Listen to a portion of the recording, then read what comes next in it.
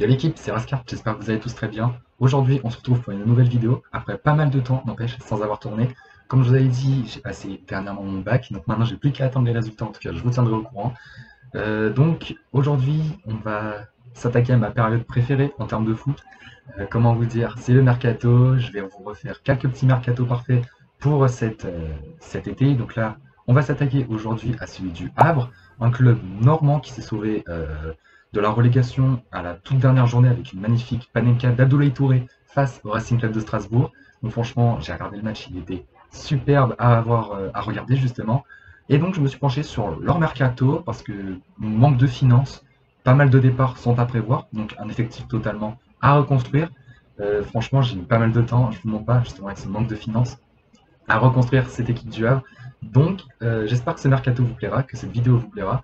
En tout cas, moi, ça fait pas mal de temps, donc il va falloir que je retrouve quelques petits automatismes que j'avais. Donc voilà, je vais vous souhaiter à tous un bon visionnage, une bonne vidéo, et n'oubliez pas de vous abonner, de commenter et de liker la vidéo, ça me ferait super plaisir. Au niveau du staff, je ne vais rien changer. Mathieu Bonnemer qui fait du très bon travail en tant que directeur sportif, et Didier Dégard qui a réalisé de bonnes performances en tant qu'entraîneur. Déjà du côté de l'OGC Nice, il m'avait pas mal plu. La saison dernière, c'était quand même assez compliqué pour lui. Je vais pas vous mentir, il avait eu un mercato d'été très compliqué, avec peu d'arrivées. Mais au final, le mercato d'hiver a permis à cette équipe du Havre de se sauver avec des arrivées de joueurs comme Ahmed Hassan, Junior Manga, Fodé Ballo-Touré, même si lui c'était un petit peu moins convaincant. Donc voilà, je trouve que cette équipe du Havre s'en est très bien sortie justement sur la fin de saison. Et je pense qu'avec un bon mercato, on va dire d'été, voilà, avec peu de finances, on pourrait proposer à Didier Dégard une bonne équipe justement pour se maintenir, ce qui est principalement l'objectif justement, faire attention aux finances et se maintenir, parce que je pense qu'avec un mercato sans finances, bah, la saison serait quand même très compliquée. Au niveau du plan de jeu, je vais garder le 5-2-3 de Didier Dégard qu'il a utilisé. Donc bah, maintenant, on va passer à la présentation de l'effectif. Comme vous pouvez le voir, l'équipe, donc le 5-3-2 du Havre, j'ai mis, on va dire, une compo principalement utilisée. Donc voilà, le 5-2-3, avec dans les buts Mathieu Corgelin qui sort d'une assez bonne saison moyenne, quoi. Il est venu pour remplacer Arthur Desmas qui était peu convaincant, je vais pas vous mentir. Les niveaux des gardiens cette saison au Havre, ils étaient catastrophiques, calamiteux, on pouvait rien y faire.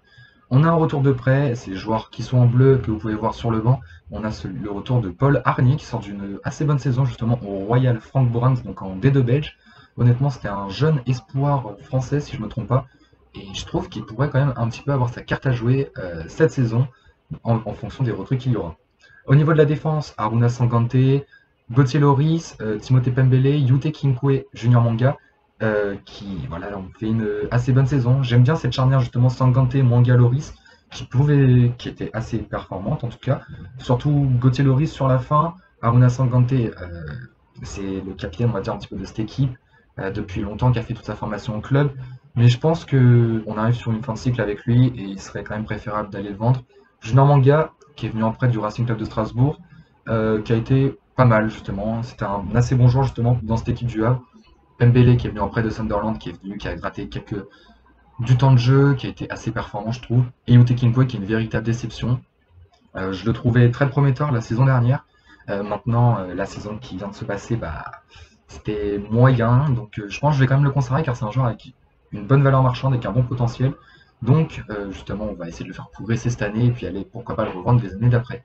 En retour de prêt, on a Aliou Tiaré qui sort un excellent prêt du côté de Nancy où il a terminé dans le 11 des meilleurs joueurs de National. Je pense que je vais le garder, je vais l'installer dans la rotation justement avec d'autres joueurs. C'était un joueur qui m'a pas mal convaincu cette saison. Moi qui regarde beaucoup national, comme vous pouvez le voir avec cette équipe, juste là, voilà, de QRM, même si pour nous la saison était dégueulasse. Au niveau des latéraux, bah écoutez, Fodé Ballo-Touré, Loïc Nego, Yanis Zouaoui et Walid El Hadjam. Bah écoutez, Zouaoui, que j'ai pas mal apprécié sur ce début de saison, du côté du hack, ça s'est mal terminé. Walid El Hadjam, je l'ai mis pas vu, donc voilà, ça a été un départ clair pour lui. Loïc Nego, un des cadres de cette équipe, je pense que ça va être un joueur en fin de contrat, et d'après les rumeurs, je vais aller le prolonger justement dans cette équipe. Et Fodé Ballo-Touré, très décevant, voilà, pour un joueur qui passait par Monaco, l'AC Milan, Fulham, ou encore le Paris Saint-Germain, bah écoutez, un peu déçu, donc heureusement que son contrat expire, j'irai le libérer. En tout cas, on va revenir sur les départs après. Au niveau du milieu de terrain, il y a beaucoup de joueurs.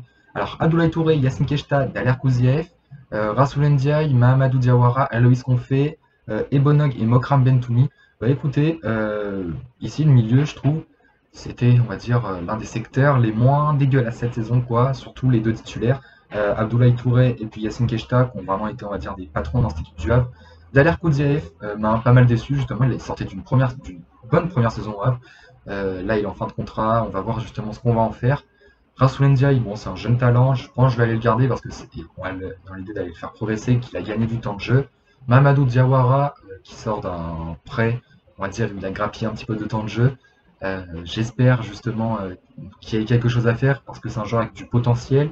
Maintenant, on verra si un prêt ou quelque chose serait allé à chercher avec lui. Aloïs Confé, bah, au moment où je tourne, il n'a pas joué de cette saison, je crois, si je ne me trompe pas. Donc, il va être libéré par le club, donc autant direct s'en débarrasser.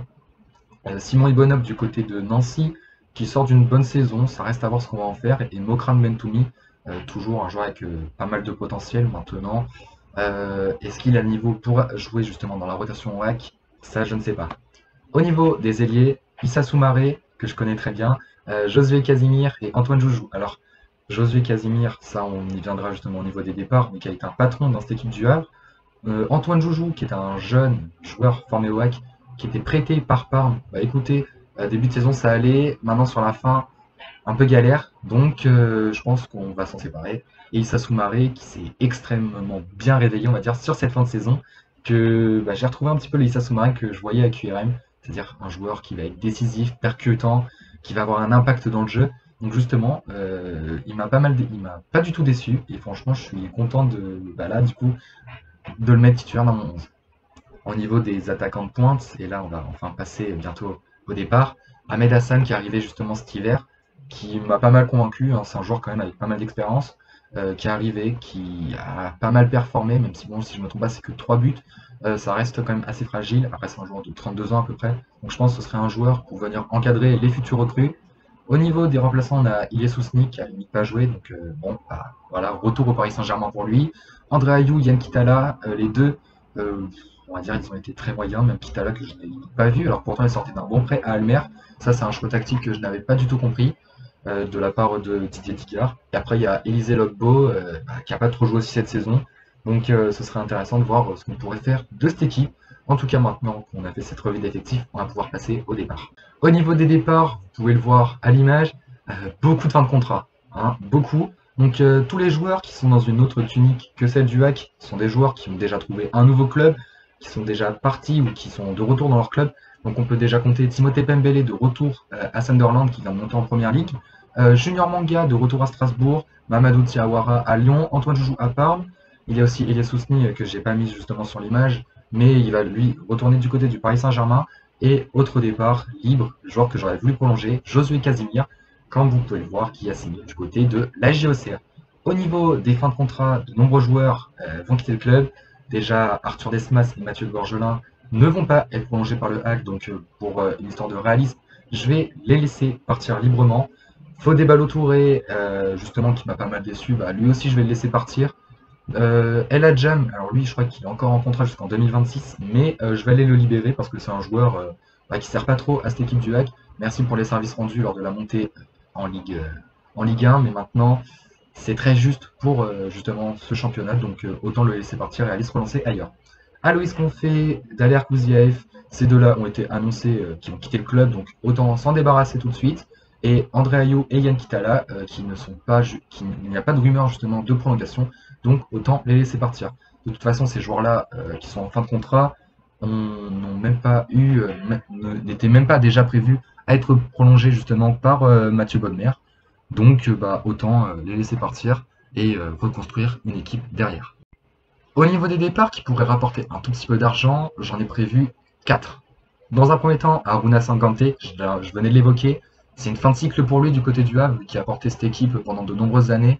Bah, je pense qu'un départ pour 10 millions, voilà, il est encore jeune, il est international sénégalais, c'est limite le capitaine de cette équipe. Il y avait pas mal de clubs sur lui non, il y a quelques temps, j'avais vu Manchester, United bien sûr, Marseille. Donc voilà, je pense que 10 millions serait une offre pas déconnante justement pour Aruna Sanganté, ou un départ aujourd'hui est plus que d'actualité du côté du HAC.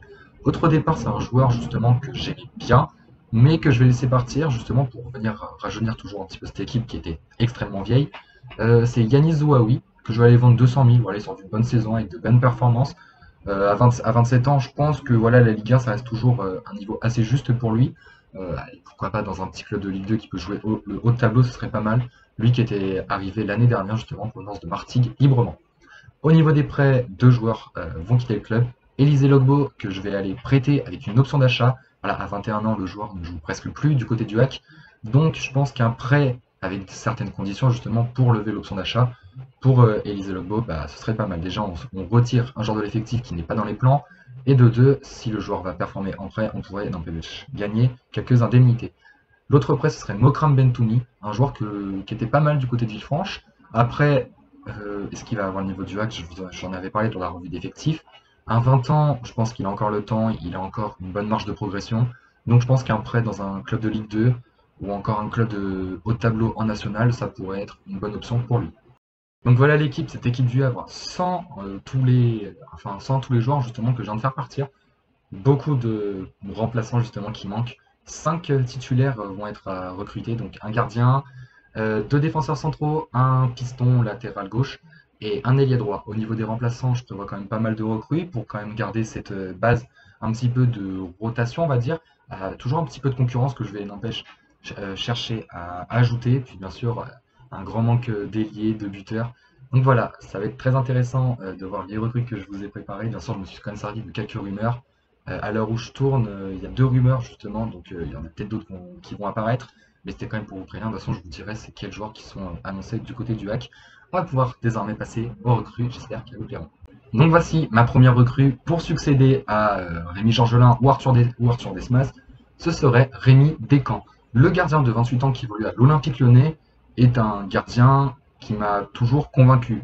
Je crois en lui, en son potentiel justement d'aller être titulaire dans une équipe de Ligue 1. Je pense que là, le Havre est une bonne opportunité pour lui. Ce que je veux dire par là, c'est que c'est un joueur qui, du côté de Nantes, avait toujours eu de bonnes performances. Cette saison à Lyon, il n'a pas eu de temps de jeu. Je pense qu'un prêt avec option d'achat en cas de maintien du Havre pourrait être une bonne option pour lui. Lui qui, désolé, mais n'a pas le niveau, n'a pas le temps de jeu qu'il pourrait avoir justement dans un club de bas de tableau en Ligue 1. Donc voilà, son manque de temps de jeu, son expérience pourrait le conduire à rejoindre cette équipe du Havre, justement pour venir encadrer l'autre recrue justement que j'ai prévu justement au poste de gardien de but avec Paul Arné aussi. Cette saison, voilà, 4 matchs, 5 buts encaissés, un clean sheet. Je pense qu'il mérite sa chance en Ligue 1, lui qui m'a toujours plu du côté de Nantes, de Clermont, un peu moins sur Lyon cette saison. En tant que profil, c'est un gardien qui est très bon sur sa ligne, qui possède de bons réflexes. Donc je pense que voilà, pour cette équipe du Havre, je vais l'installer en tant que titulaire. Le remplaçant à Rémi Descamps dans la concurrence, comme un joueur d'avenir, je vais vous proposer Thomas Gillier. Alors, il évolue dans un club pas trop connu, dans un championnat inconnu pour moi, c'est l'Unión Católica, donc au Chili. Ce joueur est un Chilien, enfin franco-chilien de 21 ans, qui est convoqué avec l'équipe nationale chilienne, où il n'a pas encore eu justement de véritable sélection, il n'a pas encore joué de match, mais il est convoqué avec l'équipe. Donc c'est un joueur qui est en fin de contrat d'ici décembre 2025. Donc voilà, c'est un joueur d'avenir qui sort d'une très bonne saison à l'Unión Católica avec 24 matchs, 29 buts encaissés, 7 clean sheets à 21 ans, ça reste énorme pour un gardien. Je viendrai l'installer en tant que doublure de Rémi Descamps, le joueur qui possède une double nationalité, donc chilienne et française, ça pourrait le pousser peut-être à venir dans un pays de ses origines. C'est l'un des pires arguments, hein. Et je trouve que justement ça pourrait faire un step-up logique dans sa carrière, c'est-à-dire passer de l'Unión Católica au Havre, donc dans un championnat du top 5 européen. Je pense que c'est vraiment une excellente option justement pour Thomas Gillier.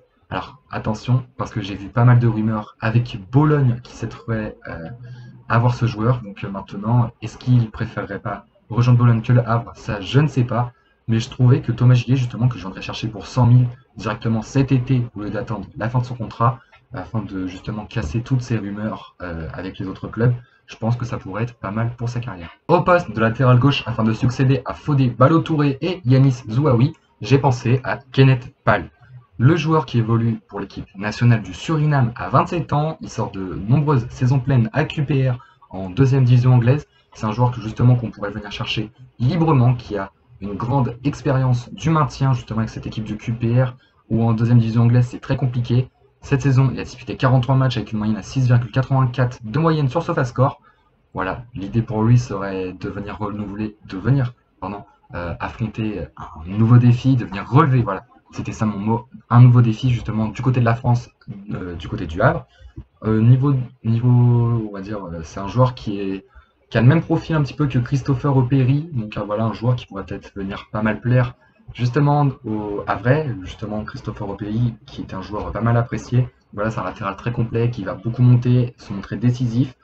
Je vais venir l'installer en tant que titulaire parce que sa doublure, j'estime, vous allez voir, mais qui a un niveau de rotation, voilà, pour la Ligue 1. La doublure de Kenneth Pal sera pour moi Hakim Abdallah, le Comorien de 27 ans qui pourrait arriver libre, sort d'une grosse saison justement à Rodez, si je ne me trompe pas, c'était leur capitaine.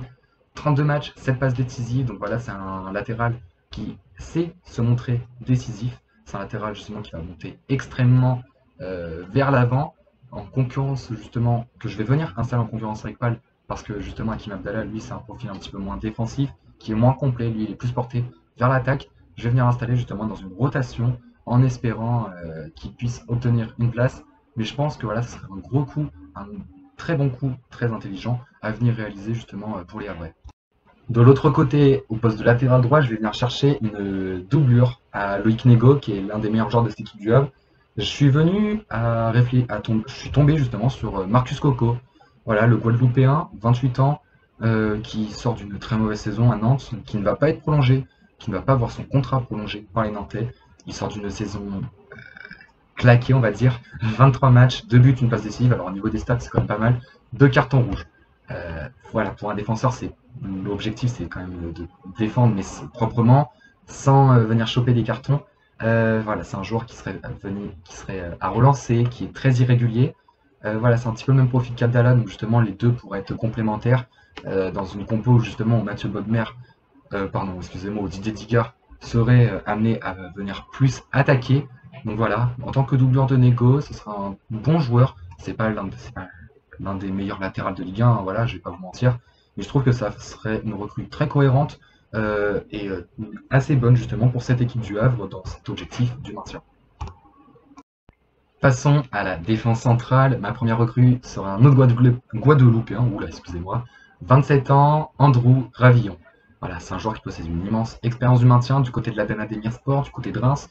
Voilà, c'est un joueur qui n'est pas heureux du côté de son club en Turquie, où justement son contrat devrait bientôt être résilié. Donc voilà, ce sera un joueur à aller relancer, lui qui n'est plus payé justement par son club, qui manque de temps de jeu, qui va bientôt être libéré. Là, c'est un joueur qui connaît la Ligue 1, où ses principales qualités sont les duels aériens et qu'il est extrêmement physique. Donc justement, la possibilité de l'avoir libre, d'avoir un joueur comme ça, formé à l'Inter Milan, serait très intéressant pour venir installer en tant que titulaire. Je pense que ce serait une bonne recrue pour cette équipe du Havre, lui qui viendrait apporter son expérience pour la charnière où justement les autres joueurs sont assez jeunes. Par exemple, l'autre recrue, Aloutiaré, ou encore Youté.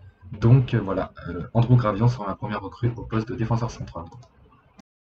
Pour l'accompagner, je suis venu chercher un joueur de QRM, Najib Sissé, voilà, 24 ans, malien, qui pourrait arriver libre. Voilà, je suis dégoûté qu'il ait quitté mon club, mais bon, c'est un joueur qui possède une bonne expérience du maintien. Voilà, justement, il est passé par Reims, où il n'a pas connu sa chance en équipe première, mais dans la réserve, où il a eu extrêmement de temps de jeu. Du côté de QRM, justement, un club qui joue beaucoup les bas de tableau, en Ligue 2 par exemple, où malheureusement ils sont descendus en National, où justement cette saison ça a été aussi compliqué, il a acquis une expérience du maintien. Il était très bon justement à QRM, l'un des meilleurs joueurs cette saison, un joueur très bon justement en Ligue 2 quand QRM y était. Ce serait une évolution logique pour sa carrière, hein, là où je dis que QRM est largement inférieur au Havre. Il y a eu des anciens intérêts, il y a eu des intérêts très anciens de clubs de Ligue 1. Je pense notamment à Strasbourg, à Nantes ou à Toulouse qui pensaient à Najib Sissé à l'époque. Voilà, je pense qu'il y aurait un joueur qui viendrait rester en Normandie pour venir avoir un rôle de rotation dans un club de Ligue 1, passer du national à la Ligue 1. Voilà, je pense qu'il y a peu de joueurs qui viendraient dire non. Donc je pense que Najib Sissé serait une bonne recrue, très cohérente. Voilà, un joueur très physique, très bon dans les tacles debout. Donc voilà, c'est un joueur qui prend très peu de cartons. Je pense que voilà, ce serait une très bonne recrue pour venir apporter un petit peu aussi son expérience du maintien. Au milieu de terrain, on va chercher un autre coéquipier justement à Andrew Gravillon. C'est Maestro, angolais de 21 ans, qui possède lui aussi une bonne expérience du maintien, même à son jeune âge, justement, avec des saisons à la Dana Demirspor qui fut très compliqué. C'est l'un des meilleurs joueurs de la Dana cette saison, qui c'est un joueur plein de promesses, 21 ans, qui a porté son équipe, même si malheureusement, bah, elle a fini reléguée. Il sort d'une bonne saison pleine, justement, du côté de la Turquie. Son contrat se termine lui aussi en 2026 comme Gravillon. Et je pense que là, la Dana Demirspor ne va pas lâcher son meilleur joueur librement. Je pense que ce serait l'autre joueur payant avec Gillier que je vais venir acheter, mais justement pour pas cher. Le club va peut-être préférer le vendre tout de suite à moindre coût que de le perdre librement l'année prochaine. Donc je suis parti dans cette optique. Je vais aller le vendre, enfin je vais venir l'acheter pour 500 000. Je pense que voilà, c'est pas du tout cher. C'est une bonne opportunité et surtout ça viendrait nous préparer à l'après Abdoulaye Touré, justement, qui était Abdoulaye qui est l'un des cadres de cet effectif, mais qui devrait peut-être bientôt, dans l'année prochaine peut-être, quitter le hack. Donc je pense que Maestro serait une bonne doublure, on va dire un bon remplaçant justement pour Abdoulaye Touré, et je pense qu'il a largement le niveau justement pour intégrer la Ligue 1. Autre milieu de terrain, c'est un autre genre de QRM, voilà, on enchaîne la Dana Demirspor et QRM. J'ai pensé à Belkacem Daliamar, 26 ans, français, il n'a jamais connu la Ligue 1, même il n'est passé par aucun gros centre de formation. Voilà, donc il évolue dans le même club que Cissé, donc comme ça fera un lien, n'empêche, entre deux joueurs qui ne seront pas totalement dépaysés. Il pourrait arriver libre, justement, lui qui a son contrat qui expire en 2025. Il n'y a aucune rumeur de prolongation du côté de QRM, même si je pense que le club normand devrait chercher à venir le prolonger. Il viendrait rejoindre la Ligue 1, voilà, justement, comme j'en ai parlé avec Cissé, la Ligue 1 est largement supérieure nationale, Le Havre est largement supérieur à QRM. Il sort d'une saison pleine avec 34 matchs, 9 buts, 6 passes décisives en national. Et il a pas mal prouvé justement contre des clubs de Ligue 1. Je pense notamment à son doublé contre Angers en Coupe de France ou son but contre le PFC cette saison, qui était d'ailleurs magnifique. Hein. Franchement, c'était un joueur qui est très agréable à regarder jouer, même si des fois il est un petit peu trop individualiste. Voilà, je pense que ce serait un petit peu dans cette optique en tant que milieu offensif, hein, c'est un rôle de. Voilà, c'est un joueur qui est vraiment meneur de jeu, qui va venir être très décisif, faire beaucoup de passes décisives, même si ça s'est pas souvent conclu cette saison à QRM. Un petit peu dans une compo, on pourrait le mettre avec Hakim Abdallah, avec Marcus Coco, des profils très offensifs. Je pense que voilà, Belkacem pourrait être une bonne option dans cette équipe du Havre, où il pourrait venir chercher à s'imposer, lui qui a très bien réussi cette saison du côté de QRM. Aux ailiers maintenant, au niveau de l'attaque, donc c'est mon premier joueur qui est annoncé justement du côté du Havre. Je pensais à Godson Kérémé, 25 ans, français, qui évoluait normand, enfin voilà, qui évoluait du côté du Hatch, qui viendrait libre, il est annoncé du côté du Havre, donc justement, bah, pour la réalité un petit peu, bah, on va venir le prendre. C'est un joueur qui a peut-être un niveau de rotation, mais est-ce qu'il a vraiment le niveau de la Ligue 1? Ça, voilà, il est déjà irrégulier en Ligue 2. Donc est-ce que venir en Ligue 1 pour lui, ce serait un bon choix pour le hack? Je ne sais pas, mais je pense que voilà, il pourrait avoir un petit temps de jeu justement du côté du Havre, et pourquoi pas venir prouver justement qu'il mérite d'avoir sa place dans cette équipe. Mon ailier droit titulaire, ce sera Farid El Melaili. L'Algérien de 27 ans est libre de tout contrat, enfin il ne va pas être prolongé par Angers. Je pense que ça peut être un nouveau projet pour lui qui a connu limite que Angers, en France aussi Pau, mais c'était une courte expérience en prêt. Voilà, il reste en Ligue 1 où il sort d'une très bonne saison, à 35 matchs, 3 buts, 7 passes décisives. C'est un type de joueur qui est assez dribbleur, assez décisif, voilà. Donc je pense que ce serait une très bonne option justement pour cette équipe du Havre. Après, je crois qu'il y a aussi quelques affaires avec la justice, justement avec lui par rapport à des affaires, à dire des affaires un petit peu sombres, mais voilà. Je vais l'installer en tant que titulaire, en concurrence justement avec Issa Soumaré, parce qu'il peut aussi jouer à droite ou à gauche, et son remplaçant qui est Fousseni Diabaté. Alors voilà, le Malien de 29 ans est libre de tout contrat, enfin lui aussi est en fin de contrat justement du côté de Lausanne en Suisse. Il ramènerait avec lui une bonne expérience, lui qui pourrait faire son retour en Ligue 1 si je ne me trompe pas, passer du côté de Rennes, d'Amiens, de Monaco. Il sort d'une saison pleine avec Lausanne où il a porté justement son équipe avec 40 matchs disputés pour 8 buts, 9 passes décisives, donc voilà, c'est une assez bonne saison. Pour Fousseni Diabaté, je vais installer ici lui en concurrence avec Melaili et Soumaré. Voilà. Là, l'idée est que limite à chaque week-end, il y ait une composition d'ailiers différents, avec par exemple Soumaré Diabaté, Soumaré Melaili ou Melaili Diabaté. Ou encore, voilà, Kieremé, mais ça risque un petit peu d'être plus compliqué pour lui.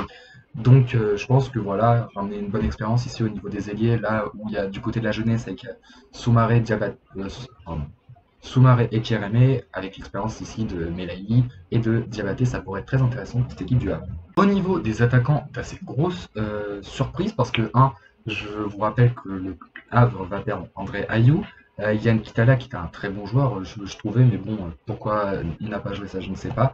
Elisée Lobo qui va partir en prêt et Ilyes Ousni. Donc le Havre s'est penché, là c'est un joueur qui est annoncé du côté du WAC, c'est Félix Mambimbi. Alors voilà, il viendrait librement, il sort d'une saison moyenne à 38 matchs, 5 buts, 6 passes décisives. Le Suisse de 24 ans, qui est un ancien grand espoir suisse du côté des Young Boys, là il s'est un petit peu relancé du côté de Saint-Gall. Donc voilà, c'est un joueur qui est pardon, très irrégulier, montre là, ses performances. Voilà, c'est un joueur avec un gros potentiel, même si bon maintenant, est-ce qu'à son âge, il va savoir se relancer? Ce serait un joueur qui viendrait dans la rotation, justement, parce que je laisserais Ahmed Hassan titulaire. Alors après, voilà, est-ce qu'il saurait se relancer? Est-ce qu'il a le niveau pour la Ligue 1? Ça reste quand même un bon coup pour le Havre, qui sort d'une bonne saison, d'une saison moyenne, voilà.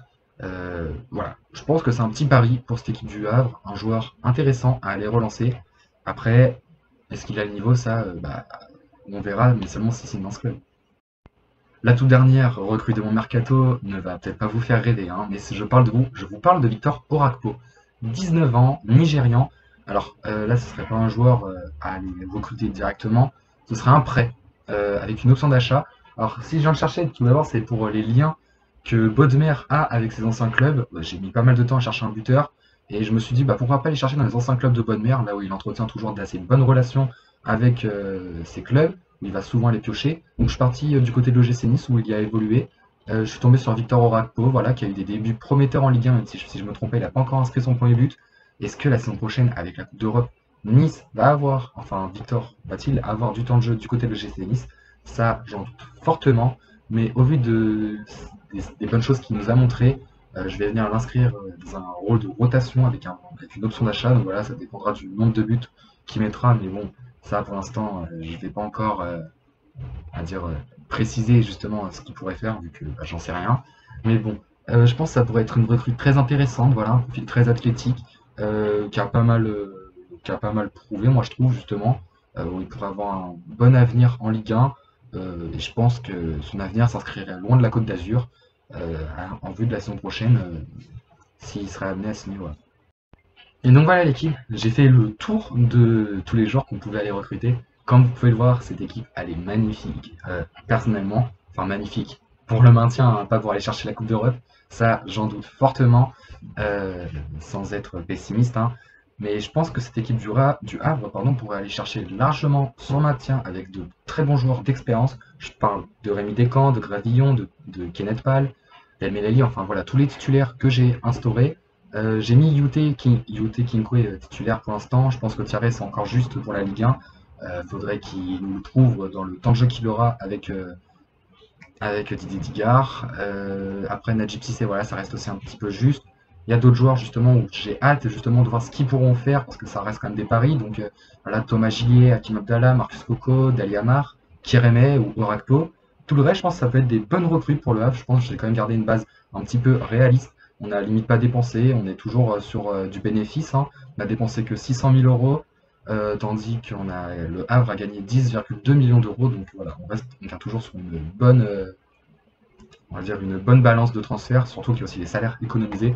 Je pense que là, les salaires de ces joueurs ne seront pas trop demandés, on va dire, parce que voilà, il y a quelques joueurs qui évoluent dans des championnats de basse division, donc les salaires sont forcément moins forts. Par exemple, Kenneth Pal, Thomas Gillier, Abdallah, Najib Sissé, Dali Amar, Victor Orakpo, encore Mambimbi.